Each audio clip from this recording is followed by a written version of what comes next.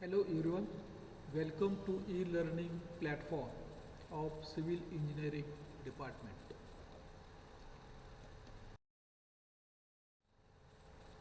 For last lecture we have studied secondary classification of survey. Today we are going to study fundamental principles of survey. Principle 1.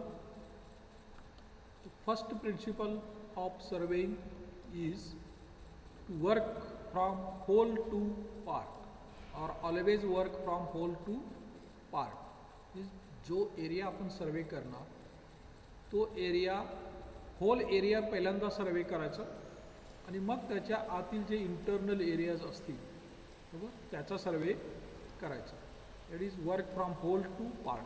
पहिल्यांदा पूर्ण hole area सर्वे करणार आणखीन मग आतील details व जे काय आत छोटे छोटे पार्ट्स असतील त्यांचा सर्वे करणार यालाच म्हणायचं work from whole to part. So this is the first principle of surveying. So it is very important principle.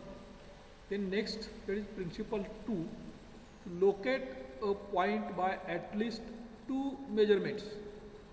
जर आपल्याला 2 मेजरमेंट्स माहिती असतील तर तिसरा पॉईंट आपण लोकेट करू शकतो. That is locate a new station by at least 2 measurements whether linear or angular from fixed reference points. Fixed reference पॉईंटपासून जर आपल्याला लिनियर म्हणजे हॉरिझॉन्टल मेजरमेंट्स 2 माहिती असतील किंवा अँग्युलर मेजरमेंट्स माहिती असतील तर त्याच्या आधारे आपण तिसरा पॉईंट किंवा न्यू स्टेशन्स लोकेट करू शकतो किंवा केलं जातं. That is the second principle of principle 1. In surveying large areas a system of control points are identified and they are located with high precision. समजा असं लार्ज एरिया आपल्याला सर्वे करायचा असेल मोठा एरिया सर्वे करायचा असेल तर त्याच्यासाठी असणार हे कंट्रोल पॉईंट्स. समजा हा एक आहे हा एक आहे हे कंट्रोल पॉईंट्स आपण आयडेंटिफाय करायचे आणि ते अतिशय ॲक्युरेसीनं आपण ग्राउंडवरती लोकेट करायचे. नेक्स्ट स्टेप आहे then secondary control points are located using lesser precise methods. आणि मग हे सेकंडरी कंट्रोल पॉईंट्स आपण लोकेट करायचे थोडं कमी प्रिसाईज किंवा ॲक्युरेसी असेल तरी चालेल. द थर्ड स्टेप आहे the details of the localised areas are measured and plotted with respect to secondary control points. याच्या आतील जे डिटेल्स आहेत इंटरनली सेकंडरी कंट्रोल पॉईंट्स आहे आपण लोकेट करायचे किंवा मेजर करायचे आणि त्याचं रिप्रेझेंट करायचे.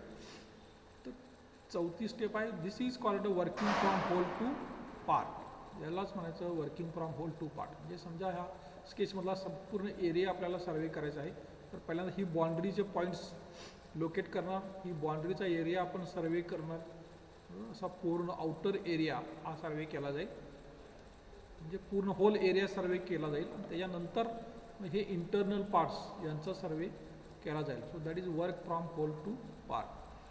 दिस principle in surveying helps in localizing errors. तर ह्याच्यामुळं काय होतं की जो एरर येतो तो एरर मिनिमाइज होतो किंवा होल एरिया सर्वे केल्यामुळं इंटरनल पार्ट सर्वे करत असताना जर एरर आली तर ती मिनिमाइज होते.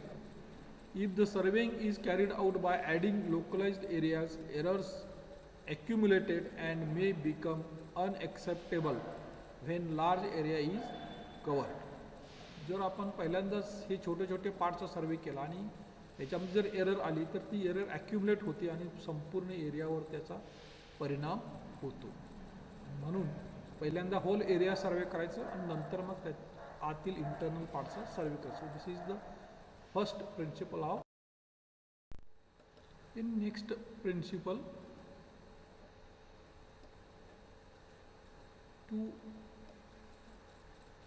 the control points are selected in the area and the distance between them is measured accurately. The line joining these 2 points is plotted to the scale on drawing sheet. The control points are selected in the area and distance measured between them accurately. समजा दोन control points असतील, समजा हा एक आहे, आणखीन इकडचा हा एक आहे. हे दोन पॉईंट्स आपण ग्राउंडवर सिलेक्ट केले की त्याच्यामधील डिस्टन्स मेजर केलं आणि ते दोन्ही आपण लोकेट केले, ते पेपरवर रिप्रेझेंट केले. Okay. Next step. Now the desired points can be plotted by making suitable measurements from the given control points. या दोन कंट्रोल पॉईंट्सपासून जर मेजरमेंट्स आपल्याला माहिती असेल तर आपण तिसरा पॉईंट आपण लोकेट करू शकतो. The new stations are located by linear or angular measurements or by both. तर हा तिसरा पॉईंट आपल्याला लोकेट करण्यासाठी एक तर दोन लिनियर मेजरमेंट किंवा अँग्युलर मेजरमेंट्स माहिती पाहिजे. तर ह्या पहिल्या स्टेपमध्ये बघा, इथपर्यंत जर हे डिस्टन्स तुम्हाला माहिती असेल, बरोबर, हे डिस्टन्स माहिती असेल तर आपण असा आर्क काढू शकतो. त्याचप्रमाणे यापासून हे डिस्टन्स माहिती असेल, तर आपण दुसरा आर्क असा काढू शकतो. हे दोन्ही आर्क जिथे इंटरसेक्ट होतात तो तुमचा third point. So his two measurements are known. Second केसमध्ये बघा, समजा हा ए पॉईंट आहे, हा बी पॉईंट आहे, बरोबर, आणि हा तिसरा सी पॉईंट, बरोबर. या पॉईंटला इथं राईट अँगल आहे. जर हे डिस्टन्स माहिती असेल बी पासूनचं आणि हे राईट अँगल डिस्टन्स तुम्हाला माहिती असेल तर तुम्ही तिसरा पॉईंट लोकेट करू शकता. त्याचप्रमाणे इथं नेक्स्ट स्टेप आहे. समजा ए आणि हा बी कंट्रोल पॉईंट्स आहेत, तर इथं बी सी केलेला ह्या सीनं हा अँगल माहिती असेल, आणखीन हे डिस्टन्स माहिती असेल, तर तुम्ही हा सी पॉईंट लोकेट करू शकता.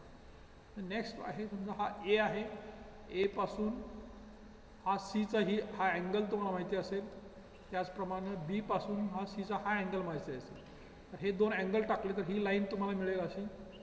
तर बीला इकडं हा अँगल माहिती आहे, तर ह्या अँगलनं ही लाईन टाकली तर दोन जिथे इंटरसेक्ट होतो हा तुमचा तिसरा सी पॉईंट आपण लोकेट करू शकतो. त्याचप्रमाणे इथं ए पासून सी पर्यंत हे अंतर माहिती असेल डिस्टन्स, आणि बी पासून सी पर्यंत हा अँगल माहिती असेल, तर हा अँगल माहिती असेल तर ही अँगल साईन आपण ही लाईन मारणार, आणि हे डिस्टन्स माहिती असेल तर या डिस्टन्सनं असा आर्क मारणार, आणि जिथं हे इंटरसेक्ट होतं तर तुमचा तिसरा पॉईंट आपण लोकेट करू शकतो. अशा प्रकारे हे दोन मेजरमेंट्स माहिती असतील तर आपण तिसरा पॉईंट लोकेट करू शकतो. Then next point, that is plan and maps. One of the basic objective of surveying is to prepare plans and maps. सर्वेचं बेसिक ऑब्जेक्टिव्ह काय आहे? ज्या एरियाचा आपण सर्वे करतो त्या एरियाचा प्लॅन किंवा मॅप तयार करण्यासाठी आपण सर्वे करतो. म्हणजे plan. A plan is a graphical representation to some scale of the features on, near or below the surface of the earth as projected on a horizontal plane.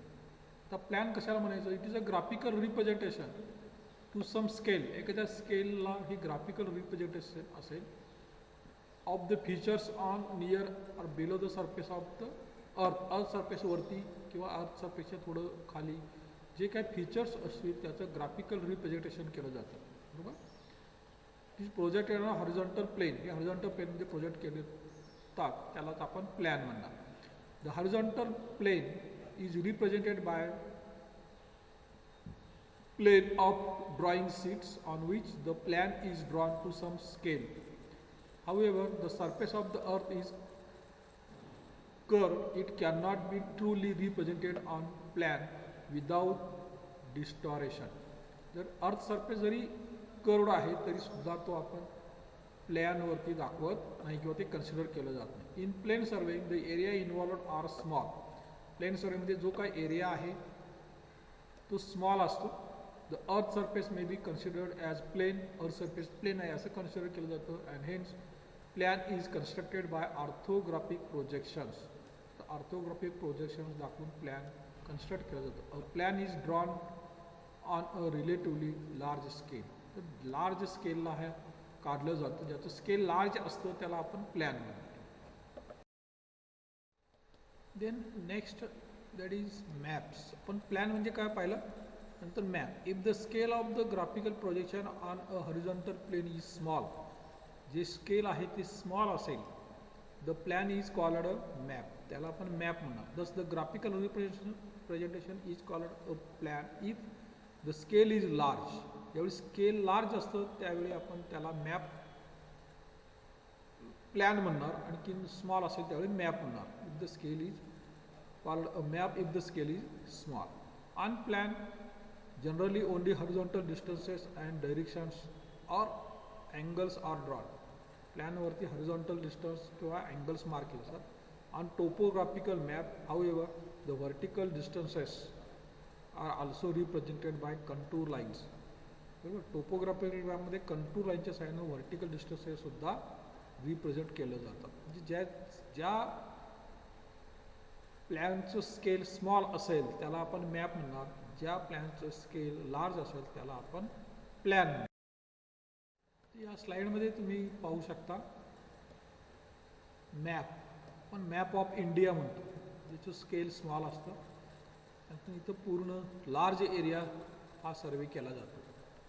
त्याचप्रमाणे जगाचा नकाशा, that is the map of world. त्याच्या उलट प्लॅनमध्ये आपण पहा छोटा area असतो. समजा हा बिल्डिंगचा प्लॅन असेल, छोटा एरियावरती असं स्केल इज लार्ज, हाच पण प्लॅन आहे. अशा प्रकारे प्लॅन आणि मॅपमधला डिफरन्स तुमच्या लक्षात. याचं स्केल लार्ज असतं, आणखी कमी एरिया हा दाखवतो नकाशावरती किंवा तुमच्या रिप्रेझेंटेशनवरती. याचं स्केल मॅपचं स्मॉल असतं आणि कमी जागेत ग्राउंडवरचा जास्त एरिया हा याच्यामध्ये रिप्रेझेंट केला जातो. The difference between plan and map you can come to know by these two pictures. So next point we are going to study, that is scale. It is basic requirement for preparation of plan or map. The scale is used to represent large distances on paper. आपल्याला plan किंवा map तयार करत असताना large distance, ग्राउंडवरचं large distance पेपरवर represent करण्यासाठी आपल्याला कशाची गरज असते? स्केलची गरज असते. The ratio by which the actual length of the object is reduced or increased in the drawing is non as scale. आता स्केल म्हणजे काय? It is a ratio by which, ज्याच्या सहाय्यानं आपण ॲक्च्युअल लेंथ ग्राउंडवरची किंवा साईटवरची पेपरवर रिप्रेझेंट करण्यासाठी जो रेशो वापरतो त्याला आपण स्केल म्हणणार. इफ 1 सेंटीमीटर ऑन मॅप, जर समजा मॅपवरचं 1 centimetre represents a distance of 10 metre on the ground, जमिनीवरचं किंवा ग्राउंडवरचं 10 मीटर रिप्रेझेंट करत असेल तर the scale of the map is said to be 1 centimetre equal to 10 metre. तर त्या मॅपचं स्केल काय आहे असं कन्सिडर केलं जातं. 1 सेंटीमीटर इक्वल टू 10 मीटर म्हणजेच काय? पेपरवरचं 1 centimeter is equal to 10 meter on the ground. So the scale of that map is 1 centimeter equal to 10 meter. So that is very important. The preparation of plan or a map, scale is required. The next point, that is representative fraction. हा representative fraction म्हणजे काय? हे फार महत्त्वाचं आहे. The ratio of the distance on the drawing to the corresponding actual length of the object on the ground is known as representative fraction. Representative fraction म्हणजेच काय? It is a ratio. हा ratio आहे कशाचा? The distance on the ground to corresponding actual length of the object on the ground. म्हणजे representative fraction हा ratio आहे कशाचा? Distance on the पेपरवरचं डिस्टन्स आणि त्याचं corresponding distance on the ground. So both the distances are in same unit. हे दोन्ही same युनिटमध्ये असतील. RF representative fraction is equal to distance of the object on drawing. जे ड्रॉइंगवरती आपण डिस्टन्स घेतलेलं आहे त्याचं corresponding actual distance object on the ground, त्याचं करस्पॉन्डिंग ग्राउंडवरचं डिस्टन्स, यालाच आपण representative fraction. So the representative fraction, for example, if the scale is 1 centimeter is equal to 10 meter, आपण 1 सेंटीमीटर पेपरवर असेल तर corresponding 10 metre on the ground हे असेल. अशा प्रकारे स्केल आपण मॅप काढलेला असेल तर आर एफ रिप्रेझेंटेटिव्ह फ्रॅक्शन काय येणार 1 centimetre on paper corresponding that is 10 metre on the ground म्हणजे पेपरवरचे मेजरमेंट आणि त्याचं करस्पॉन्डिंग ग्राउंडवरचं मेजरमेंट हे 10 मीटर. आता हे 10 मीटरमध्ये आहे त्याला मल्टिप्लाय आपण 100 केलं सेंटीमीटर झालं म्हणजे हे दोन्ही सेंटीमीटरमध्ये झालं बरोबर.